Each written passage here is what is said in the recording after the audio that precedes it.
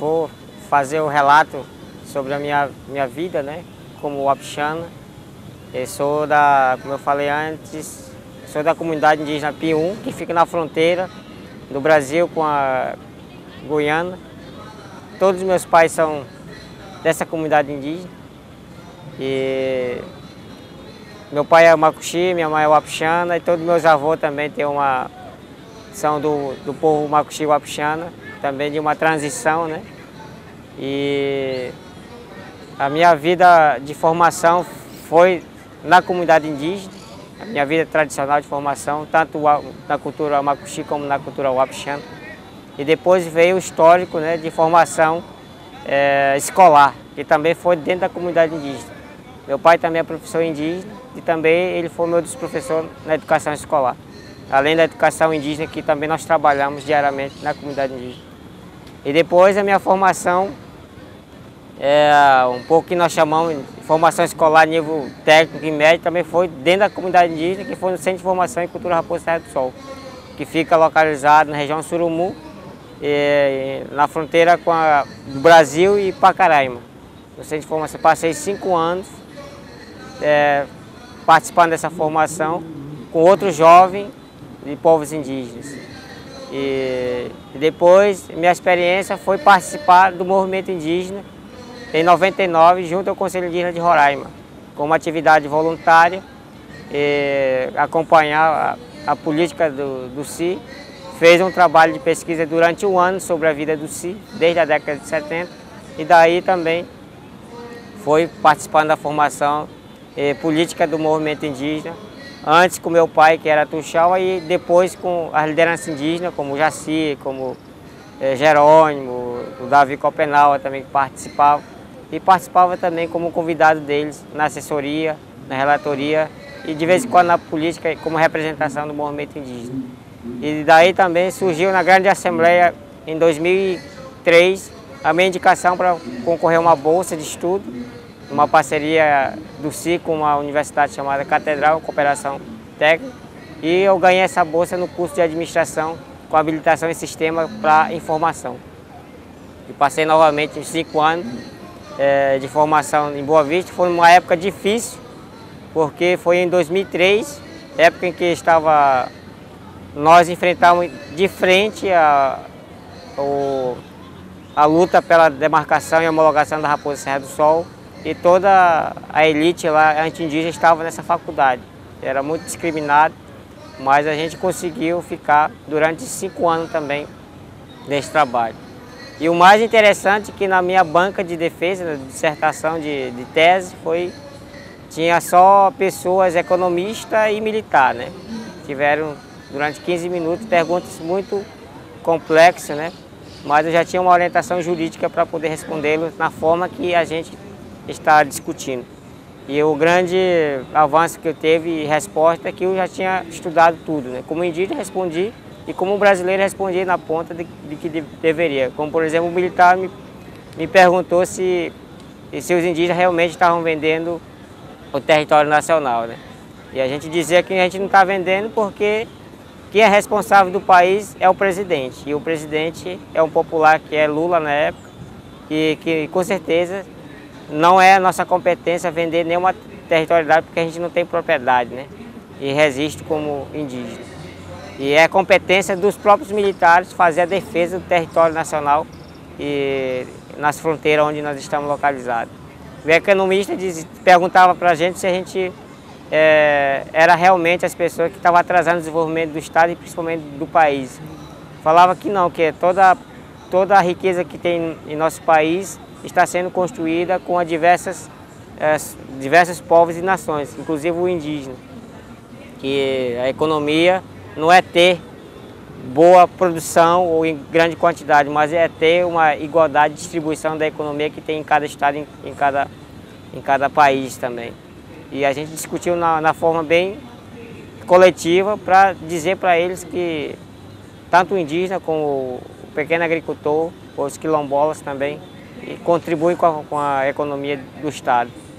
E daí a gente começou a debater mais na forma técnica, né? Que eu principalmente aprendi essa economia, outros temas também afins, na faculdade. Tive dificuldade também, né, de entendimento, claro. Mas, enfim, a gente buscou parceria do não indígena para o nosso lado também, para tá repassando as ferramentas. E hoje estou nessa formação. E depois do Conselho Indígena, que passei 3 anos no Conselho Indígena, nessa época de formação, fui convidado pelo Euclides, né, Macuxi, uma grande liderança que também fez parte do grupo indígena que fundaram o CI. O Euclides foi secretário e depois representante da coordenação, me convidou para passar 2 anos e meio em Brasília, naquele projeto demonstrativo dos povos indígenas, que tem uma cooperação técnica entre Brasil e o governo da Alemanha. E eu passei 2 anos e meio nesse programa do projeto demonstrativo dos povos indígenas, PDPI, em parceria com um projeto que tem com o Centro Indígena de Formação, Centro Indígena, que é o CINEP, né? E fez boa parte desse trabalho com eles. Também indicado pela COIAB, que é uma coordenação a nível da Amazônia, que coordena as organizações indígenas da Amazônia. Também foi uma boa experiência, que terminou em 2010 a experiência, que eu voltei para minha aldeia, voltei para o CI, mas depois, no ano seguinte, fui indicado para concorrer à eleição da coordenação geral do CI, como grupo do jovem e do povo wapixana.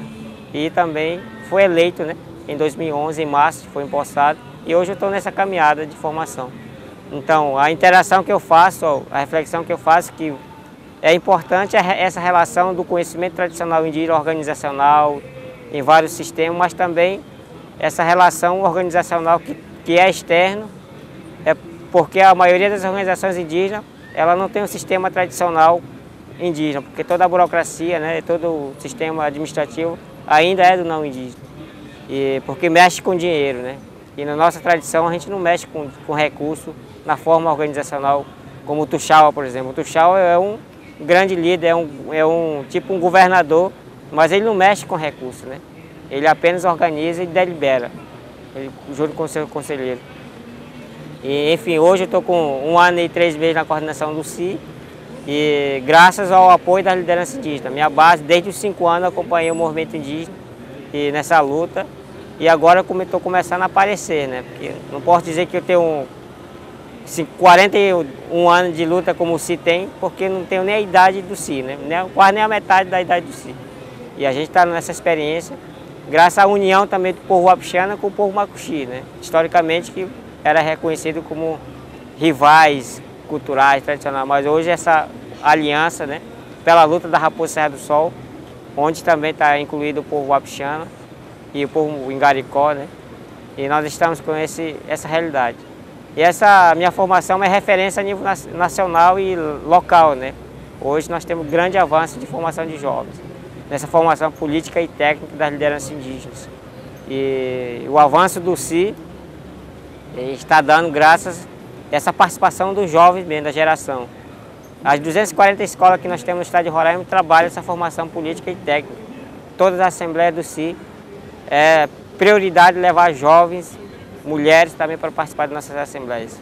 E isso para envolver e dar continuidade nessa nova geração de liderança indígena, para não perder esse foco, né? Porque muitas vezes a liderança diz para a gente que a gente vai acabar entregando nossas terras com as nossas próprias mãos, e a gente não quer fazer isso. A gente quer demonstrar que a gente está continuando na luta com outras ferramentas, mas com foco voltado para nossas terras. E esse é um histórico bem básico da minha formação na comunidade indígena, esse envolvimento com outras comunidades, né? Tanto indígena como não indígena também. Porque na cidade nós entendemos que tem comunidades, né? Que às vezes, por devido à desigualdade social, precisa de orientações que os povos indígenas também têm esse sentimento de trabalhar com todo mundo. E esse é, no geral, a formação, né? O histórico tradicional de grandes lutas, e tem liderança indígena de referência lá que a gente sempre consulta. Como, por exemplo, que eu já ditei antes, né? O Jaci, o Jerônimo, o Davi Copenaua, o Euclides, né? As mulheres, a Lindalva e Dona Lavina, né? Enfim, são pessoas que estão aí na luta, né? E estão ainda nos orientando pelo Conselho Indígena de Roraima. Então é esse o histórico que eu tenho para apresentar para todos, né? E dizer que nós estamos aqui no Rio Mais 20, que é pela televisão a gente conhecia, né, que é um estado brasileiro, pequeno, né, do tamanho que a gente tem em nossas terras indígenas, que lá em Roraima somos 55 mil, né, e aqui somos 48 indígenas, com essa missão de repassar essas informações nas 405 comunidades indígenas que estão lá, com essa expectativa de o que vocês foram trabalhar mesmo com relação ao desenvolvimento sustentável, ao meio ambiente, nossa cultura e identidade. E esse faz parte da nossa formação nesse nível técnico, nesse nível político. E graças às lideranças indígenas, às comunidades indígenas, né? O nosso foco é isso, trabalhar conectado realmente com as comunidades indígenas. Que eu participei dessa experiência de se formar e em alternância trabalhar nas comunidades indígenas. E isso deu certo, né? E hoje a experiência com o Isiquirã também tem buscado retransmitir e continuar esse trabalho.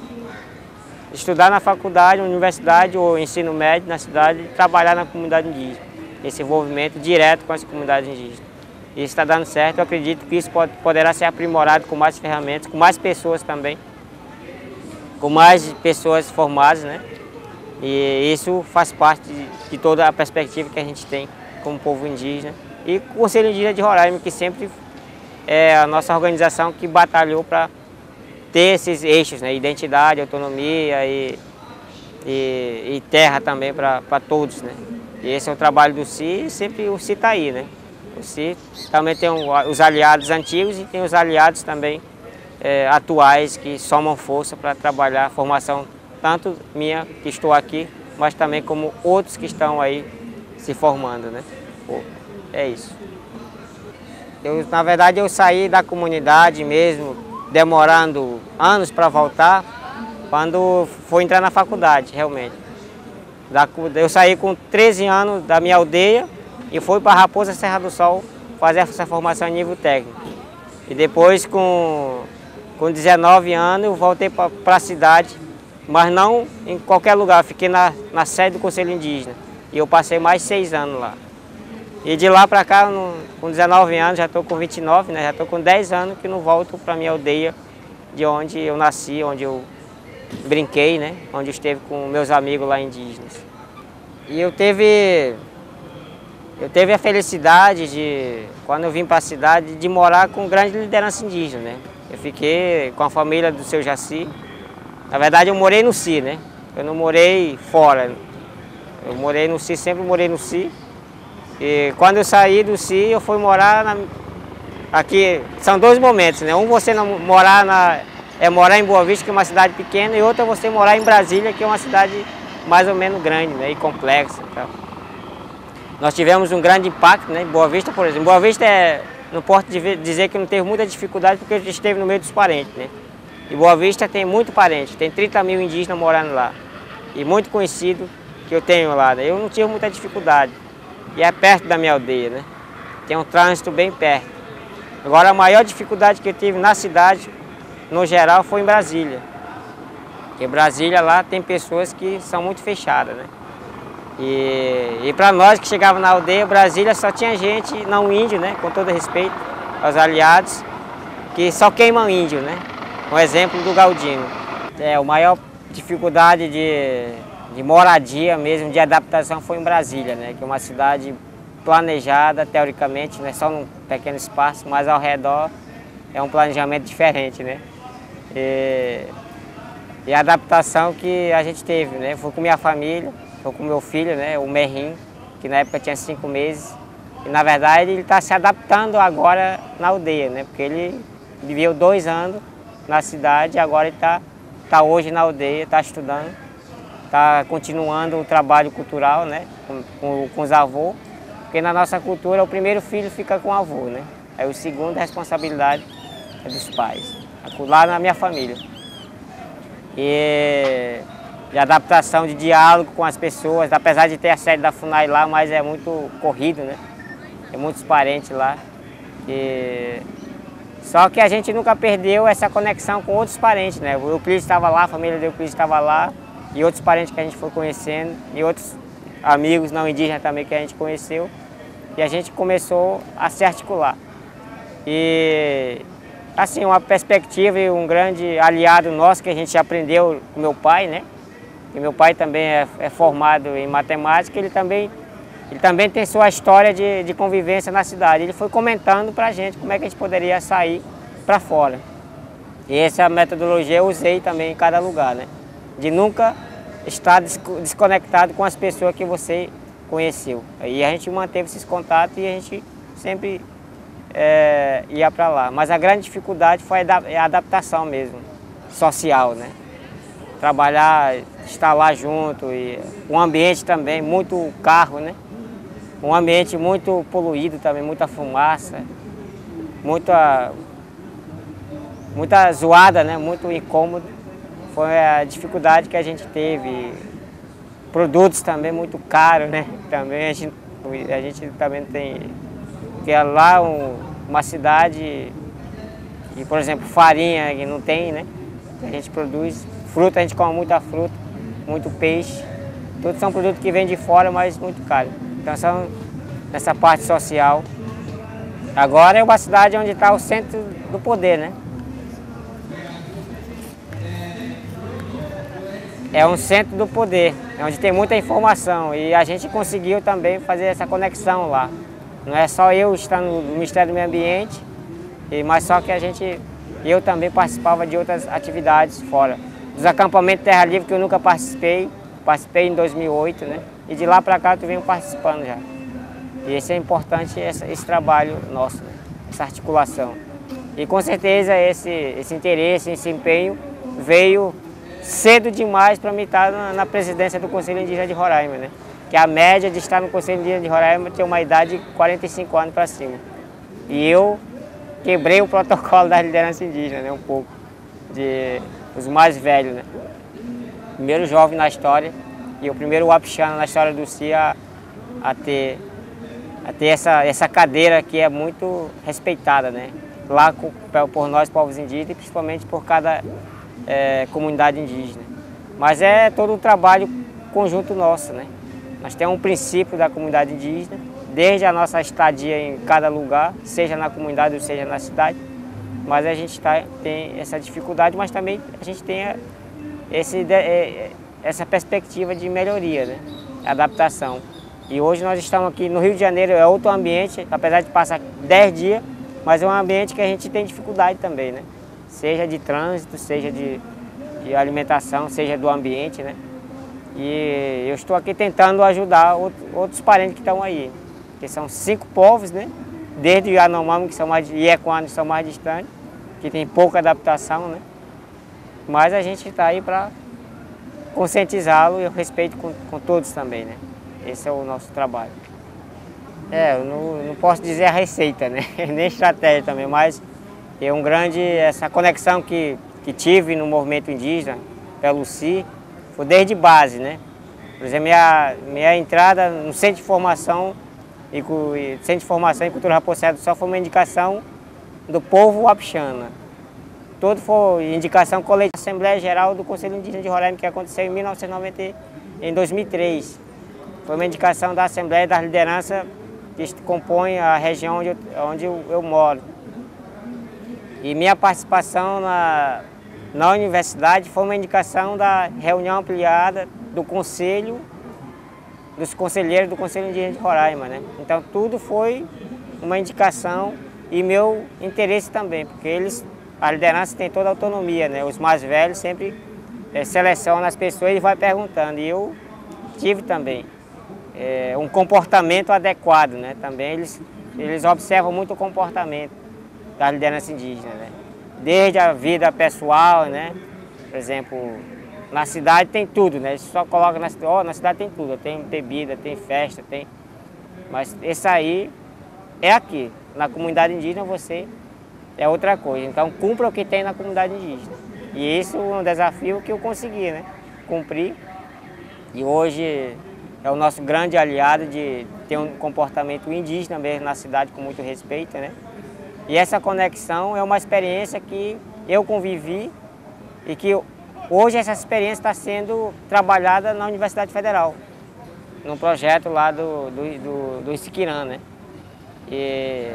Mas só que ainda com muito desafio, porque nem todas as comunidades indígenas fazem uma indicação na Assembleia Geral, né? Porque já inclui outras organizações indígenas. E a maioria dos que a gente indica pelo CIE é o que estão mais conectados nas comunidades indígenas. E a maioria dos acadêmicos que estão lá é o que hoje fazem parte da minha equipe no Conselho Indígena de Roraima, ou fazem trabalho nas comunidades indígenas. Por exemplo, uma seleção para assessoria técnica nas comunidades indígenas, 17 são centros de formação, aquelas que foram indicadas para as comunidades indígenas, de 25 vagas que foram selecionadas. Então a gente tem um indicativo muito bom, que é essa participação direta nas comunidades indígenas, né? E vejo que essa conexão, esse trabalho que o acadêmico tem na cidade, por enquanto tem na cidade, né? Na cidade, a Universidade Federal, não tem campus ainda na comunidade indígena. Essa interação direta ali em Boa Vista, que é uma grande maloca, né? Que lá tem muita comunidade indígena. E as atividades do Conselho Indígena que é feito na cidade também, isso eles pressionam o próprio indígena ali para participar. O até cobra também, né? A gente faz uma cobrança muito grande. E isso faz parte, porque muitas vezes vários eventos que aconteciam só vinha passagens, só vinha nomes indicados, né? Só para a liderança antiga participar. E às vezes a liderança com muito trabalho não conseguia repassar para a gente no momento certo. Hoje não, por exemplo, hoje nós montamos uma delegação onde tem jovens, acadêmicos, jovens que têm ensino médio e jovens que têm ensino fundamental, e além das lideranças indígenas e mulheres. E isso já tem uma responsabilidade muito grande com essa missão. Eu vejo que dessa forma poderá minimizar o problema dessa interação entre a academia, né? E a comunidade indígena, porque a comunidade indígena também ela tem as suas dificuldades, né? De ter o jovem lá. Mas eu vejo que a comunidade indígena não tem que pensar só em dar emprego naquele acadêmico, mas também como envolver no espaço que possa ser atendido às comunidades indígenas. E isso que a minha experiência de estar envolvido diretamente, de respeitar a deliberação da Assembleia, que é difícil, né? Respeitar a deliberação, mas eu consegui isso, pode envolver mais pessoas. E hoje, além de mim, já tem várias pessoas hoje, nós somos 73 lideranças indígenas agora, né? 73 que estão preparadas, e aqui nós somos 5, além de mim que estou na presidência. Então tem 4 participando com essa missão. E isso já é o grande avanço, né? Primeiro não tinha nenhum, agora já tem 4, já da liderança mais antiga da década de 70, da época do seu Jaci, do Clóvis Ambrosio, tem 2 aqui, só nos orientando, né? E essa interação é importante, porque a comunidade está junto, não interessa em qual lugar está, né? Ou na terra indígena, ou na terra que não é indígena. Isso é a minha experiência também. A grande responsabilidade que nós temos como indígena, principalmente acadêmico, né, que nós temos um espaço a ter informações e aprimorar o conhecimento. Isso não significa que vai substituir o nosso conhecimento.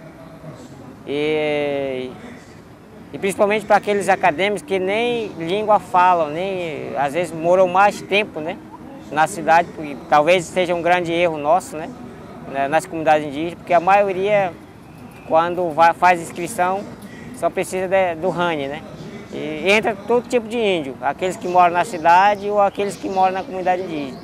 E um grande desafio que a maioria das universidades tem que ter é como fazer um critério que esse indígena que mora na cidade possa conviver na comunidade indígena.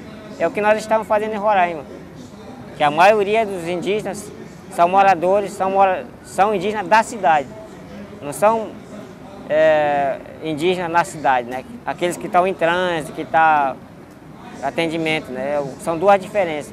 E aqueles que são da cidade, a gente procura também eles conhecer a comunidade indígena, que é um espaço que ele pode também conhecer e estar envolvido com a comunidade indígena, né? Eu coloco assim para o público acadêmico indígena, né? Que se envolva mais com as comunidades indígenas, que as suas organizações indígenas possam também dar espaço para esses acadêmicos, não só para demonstrar atividade folclórica, né? Ou para tirar foto, mas para orientar, para escrever, para participar mesmo, para estar na luta, né? Porque nossa de Roraima tem um grande lema, né? Onde tem a luta para enfrentar, todos vão, desde o mamando caducando, né? Eu digo, desde a criancinha até os mais velhos. É uma decisão correta que a gente considera para a gente, né?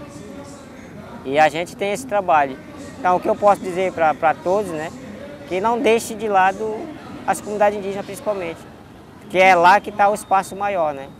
Saúde, educação e atividades sustentáveis, e cultura, e identidade, lá está. Por enquanto tem espaço sendo ocupado por não indígenas, né? E é preciso que a gente ocupe. A gente só vai ocupar o espaço quando a gente está lá também. Não adianta a gente pensar que vamos ser chamados. E essa é uma experiência que eu tive, né? Estive lá, nasci na comunidade, saí, me envolvi com a comunidade de novo, não só com a minha, mas com todos. E em qualquer comunidade de Roraima que eu for, todos me recebem, né? É porque eu visitei todas, conheço todas, né? Todas as lideranças indígenas. Eu tive que também mostrar o pensamento do jovem de liderança indígena, né? E chamar a atenção também das lideranças indígenas. Então, a grande experiência que eu tenho para dizer isso, né? A organização indígena, a comunidade e o próprio acadêmico tem que estar bem conectados. Sei que são milhares, né? Mas é preciso que cada conhecimento em áreas possa realmente estar bem incluído. Lá em Roraima a gente vai fazer o primeiro seminário dos acadêmicos indígenas, que foi feito pelo Cinep, né? Mas a ideia é a gente envolver mais pessoas e os próprios jovens organizarem. E vai ter a assembleia também das lideranças indígenas jovens, né? Que nós estamos apoiando, e para chamar as lideranças indígenas. É isso que a gente quer colocar para todos. Então, como é que está o cenário hoje lá em Roraima, né? Como é que está a relação do Conselho Indígena de Roraima com os órgãos lá, né? Hoje a gente considera que nós tivemos um grande avanço, né? Uma grande conquista, graças à união de todos os povos indígenas e essa aliança com os aliados do movimento indígena, não indígena, né? E hoje nós estamos trabalhando com a conscientização das comunidades que existem nas cidades, né? Puxando a sociedade para o nosso lado, levando a informação nas escolas, com os jovens, e esse trabalho de conscientização mesmo. Que por exemplo, uma palestra que eu fiz na cidade de Boa Vista, né? Uma criança me perguntava se realmente nós estávamos passando fome, se nós estávamos morrendo, porque eles viam na televisão, o pai contava, né? Aí ele dizia, não, a criança dizia, eu quero banhar no rio de vocês porque está mais limpo, né? Então isso a gente já coloca outra visão do que é povo indígena, né? Aquele que está interessado com a vida. Enfim, o que é as comunidades indígenas? Nós estamos trabalhando em 4 eixos no Conselho Indígena de Roraima, né? Hoje é com relação ao plano de gestão das terras indígenas, e relacionado à proteção e vigilância, e outro com relação à justiça social e ambiental, que é um tema que a gente viu que está sendo colocado aqui, e outro é com relação a desenvolvimento sustentável, a produção, né? E outro item que está incluído muito com as políticas públicas, que a gente está discutindo muito. São 4 eixos que a gente define durante 3 anos e depois a gente avalia pós 3 anos, né? E realmente a maioria da postura que o governo tem, né? O governo do estado tem, mas a gente tem que reformular toda essa ação junto com o próprio movimento indígena, né? A postura que eu tenho como coordenador é o mais esperado lá no governo do estado, né? De sempre ele estar querendo ver, mas eu já dei meu recado para eles todos lá, né? Que a gente só vai discutir com o governo quando realmente ele sentar conosco, né? Na terra indígena, não lá no gabinete dele, né? A gente até hoje ninguém conversou com o governo do estado, com nenhum parlamentar e ninguém. A gente não tem essa abertura. Porque o grande interessado não é o CI, né? O grande interessado são as comunidades indígenas que fazem parte do CI. Hoje a Raposa Serra do Sol, primeiro a gente está avaliando toda a luta da Raposa Serra do Sol, né? Para depois a gente pontuar naquilo que a gente quer trabalhar mesmo. Porque não adianta a gente falar assim, não, já está em nossas mãos, agora vamos trabalhar. Mas para trabalhar a gente tem que saber o que nós vamos fazer. Para onde nós vamos começar, é isso que a gente está planejando, né? Nós estamos no momento de planejamento, do plano de gestão das terras indígenas, fazendo o plano de vida de cada região, como Raposa Serra do Sol é dividido em cada povo. E hoje nós estamos trabalhando nisso. E outra coisa boa é que nós estamos trabalhando na produção mesmo, né? Porque nós gastamos muito com o nosso recurso natural mesmo, né? Peixe, caça e gado bovino. E hoje nós estamos trabalhando em manejo de novo, reorganizando, né? Claro, também denunciando os crimes ambientais que ficaram lá, né? 16 mil hectares degradados na área que era do arrozeiro, né? Como é que nós vamos fazer daqui para frente? Solo poluído, né? Envenenado, doenças aparecendo nos indígenas, e nós estamos coletando esses dados para também denunciar, né? E esperando também a punição dos criminosos também, porque nenhum deles foram punidos, né?